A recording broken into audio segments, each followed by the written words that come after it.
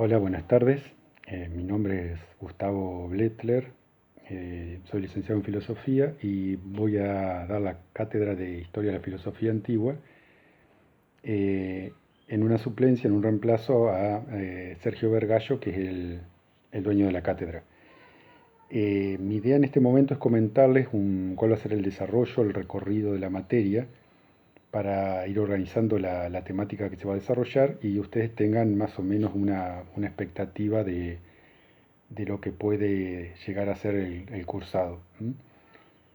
La materia es bastante extensa, es anual y vamos a tratar de desarrollar una serie de puntos que ahora se los voy a ir mencionando, y a medida que los vamos desarrollando lo vamos a hacer por este medio y también por material gráfico, digamos PDFs, archivos de Word y otros materiales que puedan llegar a ser de interés para el desarrollo de la materia. Eh, Seguramente vamos a hacer 2 o 3 parciales. El parcial se promociona con 80 puntos, o sea, un 80%. Hay un recuperatorio, se regulariza con 60. Y una asistencia requerida del 80%, que ya vamos a ver cómo la determinamos. Bien, la materia es muy interesante y comienza en el principio del mundo griego, cuando se empieza a desarrollar la filosofía. Vamos a ver en primera instancia el uso que le vamos a dar a las fuentes, ¿sí? Las fuentes o las citas, los testimonios, la doxografía de los antiguos en relación a la filosofía, a estos primeros filósofos. Ese sería como el punto uno. Va a ser muy breve, muy escueto, pero es importante mencionarlo porque ustedes se van a encontrar a medida que lean y investiguen con un montón de afirmaciones que hay que saber cuál es el origen de esa afirmación. Y además nos va a servir a nosotros como respaldo en los trabajos que realicemos. El segundo punto sería los orígenes de la historia griega. Esto es una pequeña reseña que les voy a dar sobre los comienzos de la Grecia como civilización. Creo que es muy importante porque los filósofos no aparecen solos en el mundo, sino que tienen un contexto geográfico, un contexto histórico, que es muy importante conocer porque nos va a determinar de cierta manera o nos va a ayudar a entender el porqué de sus planteos. Vamos a ver en este punto los orígenes de la historia griega, los comienzos, es decir, desde el imperio minoico. No necesariamente eran griegos, pero estaban muy relacionados a los griegos. El imperio micénico, que vino después, la época de la colonización griega, que es muy importante, la colonización oriental a todo lo que hoy es Turquía, básicamente, en el mar Egeo, y la colonización occidental, que es la colonización de lo que llamaron los griegos posteriormente la Magna Grecia. La Magna Grecia es el sur de Italia y Sicilia, la gran isla de Sicilia. Esa isla triangular, vieron que Italia parece como una bota, la parte del tacón de la bota y la puntera de la bota es la Magna Grecia, es lo que sería bien el sur de Italia actual y la isla de Sicilia. Eh, También la época de los tiranos, vamos a terminar en este punto, con esta unidad. La época de los tiranos es un sistema de gobierno que utilizó Grecia que marcó mucho la filosofía en muchos aspectos. Bueno, lo vamos a tener como un contexto para poder entender algunos cuestionamientos. Pasamos ahora sí a lo que es la filosofía en sí. Vamos a ver la primera escuela, que es la escuela jónica o la escuela de Mileto. Eh, Vamos a ver a los primeros pensadores. Ahí algunos nombres le van a ser muy familiares. Tales de Mileto, Anaximandro, Anaxímenes, qué es lo que planteaba cada uno, por qué se le llamó a esta escuela la escuela de los físicos. Bueno, vamos a ver el arjé, que era el elemento primordial que ellos plantearon. Ya lo vamos a desarrollar mucho más exhaustivamente. Ahora simplemente es una introducción a los temas que vamos a desarrollar. Pasamos esta escuela, la escuela jónica, para pasar a la corriente pitagórica. Los pitagóricos estaban ubicados en lo que sería el sur de Italia y Sicilia, y hacen un planteo completamente opuesto a la escuela jónica. muy interesante, o sea, seguramente conocen el tema de Pitágoras y los números, vamos a desarrollar un poco eso, y los aspectos también religiosos de esta escuela. Eh, este es un aspecto interesante porque siempre se ha hablado de la diferenciación del logos de la religión. Bien, en esta escuela está un poco mezclado.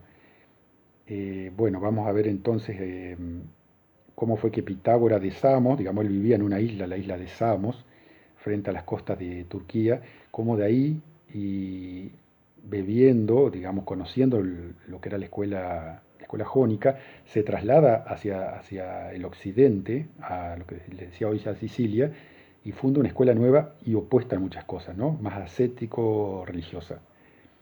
Después vamos a ver la escuela heliática, muy, muy importante en el desarrollo de la filosofía. Eh, por supuesto vamos a ver a Genófanes de Colofón, que fue el primero, a Parménides, a Zenón, a Meliso, los planteos de cada uno de los integrantes de esta escuela. Por supuesto Parménides es el más importante, ¿no? El del ser, el uno. Eh, Vamos a desarrollar algo de la dialéctica de Zenón, de las 40 pruebas que inventó Zenón para apoyar a Parménides, para demostrar que el ser es uno y que no existe el movimiento. Se acordarán seguramente de la anécdota de Aquiles y la tortuga, bueno, surge de acá, de Zenón. Zenón fue quien la formuló. Pasamos a esta escuela, la escuela heliática, y vamos a ver a Heráclito de Éfeso. Heráclito es un personaje muy interesante.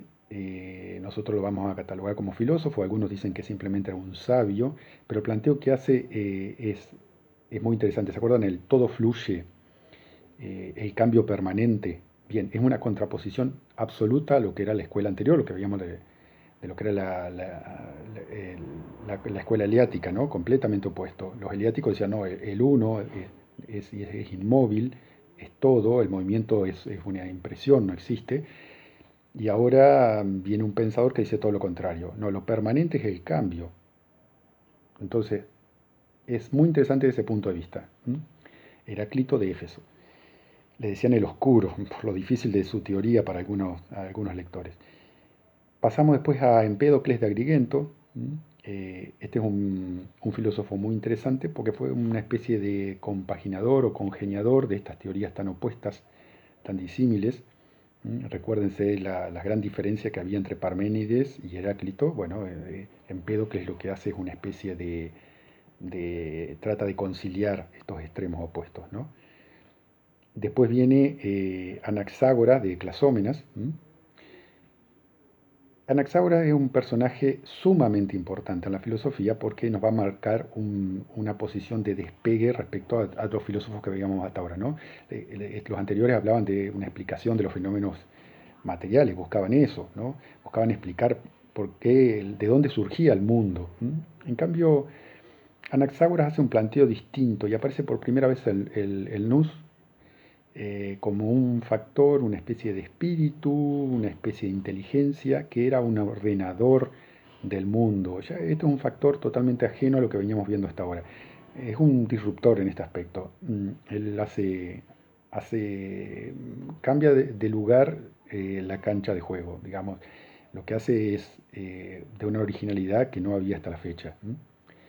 Eh, Vamos a ver que después de Anaxágoras vamos a mencionar a los atomistas, básicamente a Leucipo y Demócrito.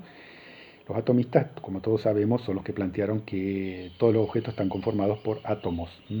Y el átomo en sí, que era por supuesto indestructible, se asemeja mucho al ser de Parménides, solamente que en miniatura, ¿no? Un conjunto de seres de Parménides fue conformado en un objeto. Del punto de vista físico, Leucipo y Demócrito formaron el atomismo.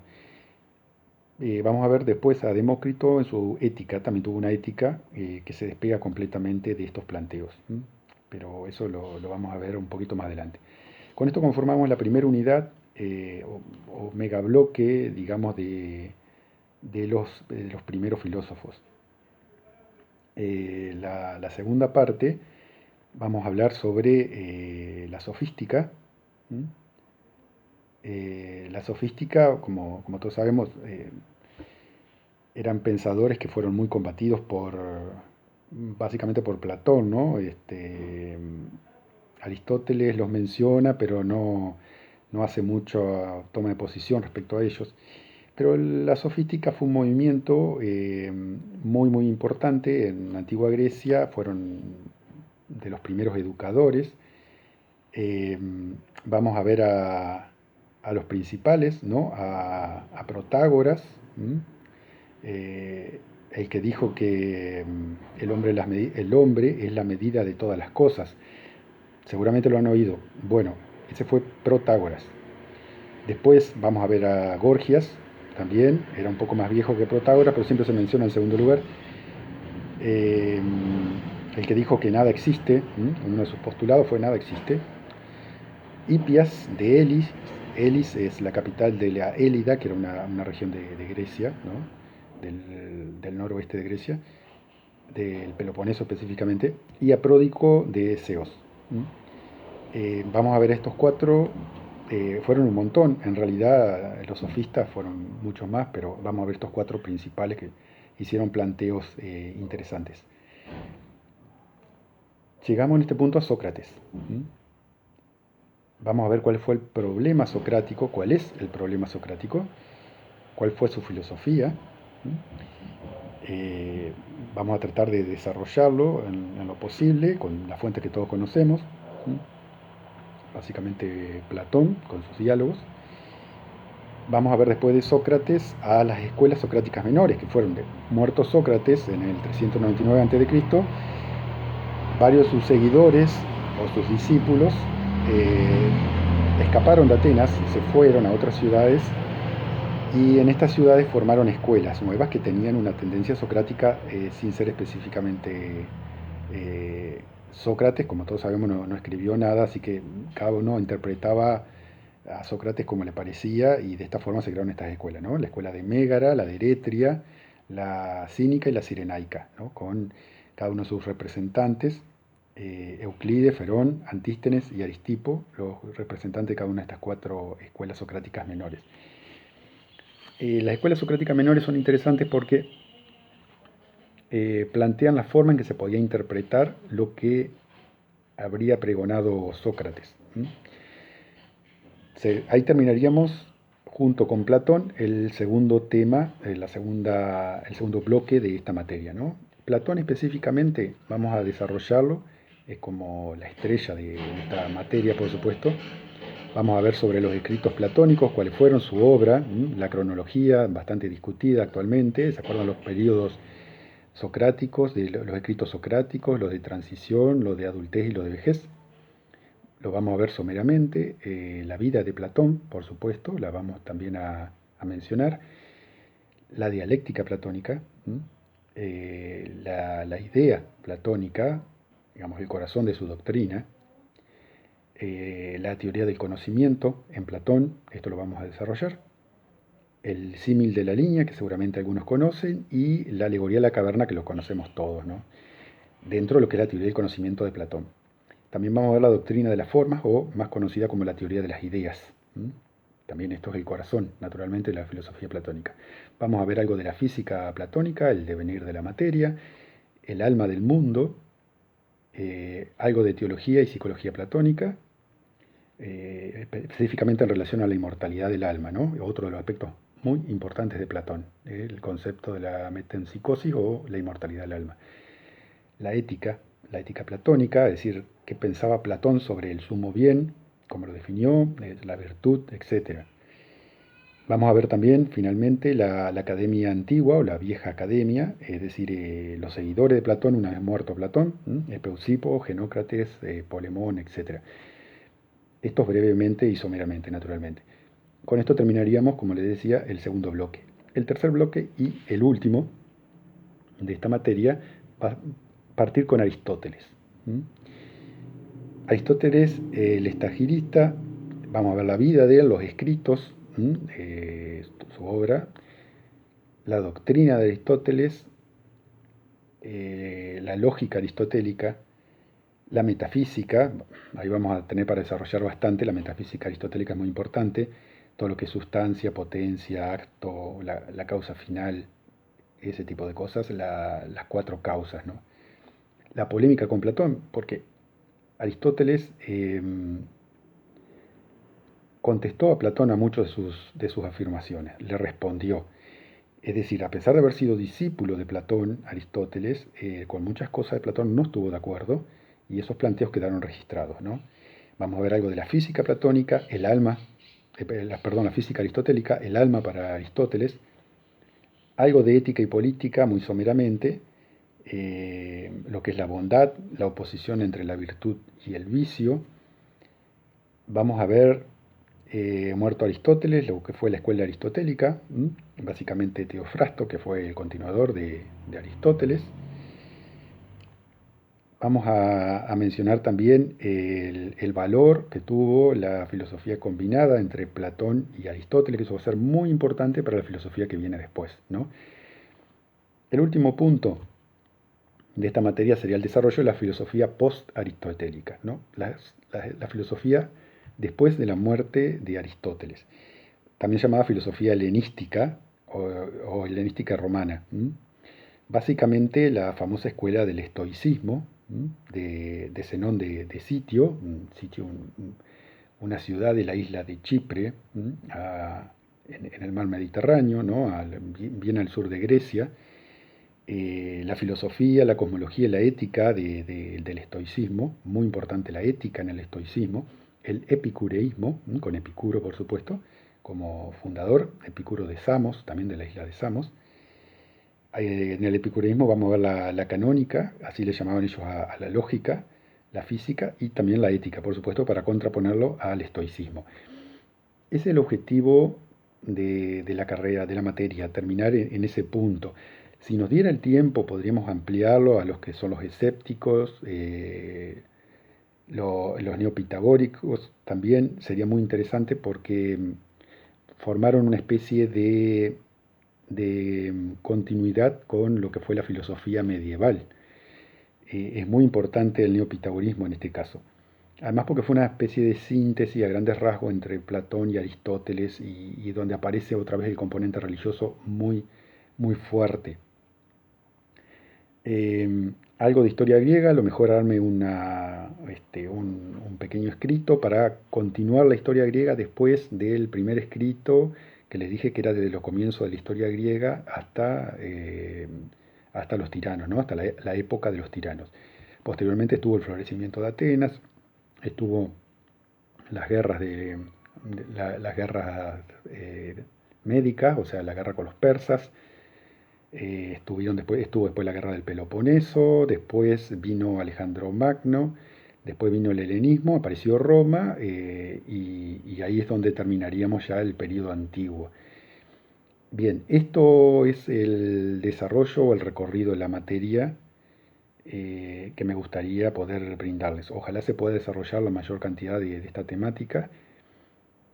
La idea va a ser por clases, desarrollarlo por clases virtuales hasta que se levante este problema, ¿no? Del coronavirus y con apuntes que les voy a ir confeccionando, se los voy a ir mandando para que puedan tener un resumen de lo que son cada una de las clases y material de apoyo, que ese material de apoyo también se los voy a brindar, así lo tienen en PDFs o lo tienen en otro tipo de formato, pero es importante que lo tengan.